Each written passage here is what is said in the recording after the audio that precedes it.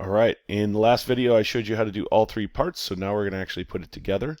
You'll notice that I'm going to go over to assembly 1.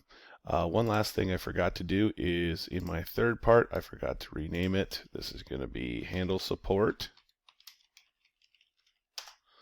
Okay, so the first thing that you want to do in assembly is you want to insert the centermost piece.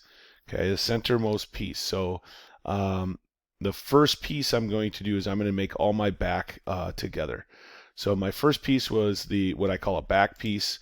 You'll notice right here it says back piece, and I want to put that on the center as best as I can. Okay, nothing incredibly crazy. You don't have to measure something out, but just try to nudge it up, make sure that's in the center of the dot. When we do that, you'll see that this little symbol here says has degrees of freedom. For the center, or for the first piece and the first piece only, again, first piece only, we're actually going to fix this. And the reason for that is because we don't want anything to move while we assemble. It also serves as an anchor for the center point as well. So I'm going to right click and I'm going to fix this. You'll notice that that symbol changed to a fixed piece. It's the only one we fix. It is the only piece that you fix. The rest of them are going to be constrained using our mate pieces. All right. So going back to my Google Docs, or my instructions, you'll notice that the 1-inch strip is in between the 3-inch pieces. So I'm going to go ahead and I'm going to insert one of those 1-inch strips. Now color coding it. Okay, 1-inch strip has degrees of freedom.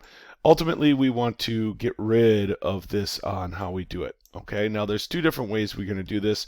I can show you both ways in which I'm going to do the top side one way and the bottom side the other way. So the first easy way to do it, because these are symmetrical, is to use what we call a fasten mate. Okay, so when I click a fasten mate, what I'm really looking for is this little icon that pops up. So I'm going to go ahead, and you're looking for this little doodad that shows this little kind of 3/4 circle with a line on it. But the key is to not have it go sideways on you. So that's the easy part with these. So I'm going to go ahead and hit a fasten mate. I'm going to select the middle of one piece, and then I'm going to go ahead and select the middle of another piece. Now, the one thing I do not like about Onshape is their preview. You'll notice that, and the reason why I color coded these, that my blue piece is sitting inside of my red piece. I don't want that. I want them what we call opposed. So if I simply flip this little primary axis, you'll notice that the blue piece then flips around because it knows what two surfaces I want, but it flips around and it basically says, oh, you want these to like basically touch, and that's it. You don't want it inside. And that's exactly what I want.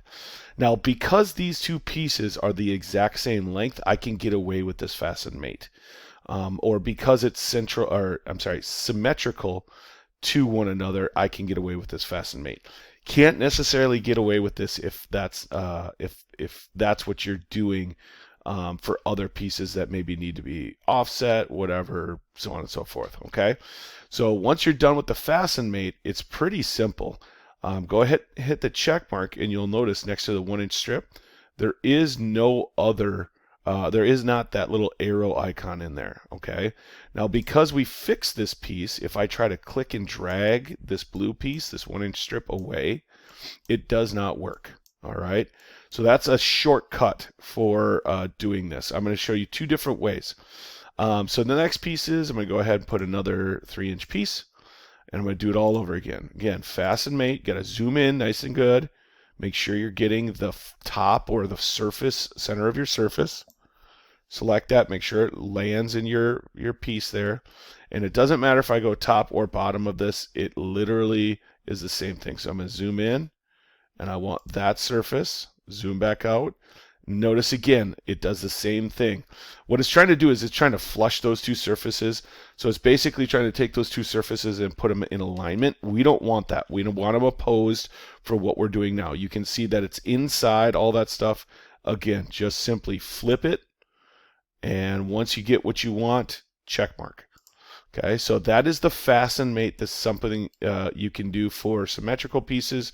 You'll notice that again, these pieces no longer have that degree of freedom symbol. If I click and drag somewhere, it will not move. So that's one half of this piece. I'm going to show you the other way to go about it in the next video.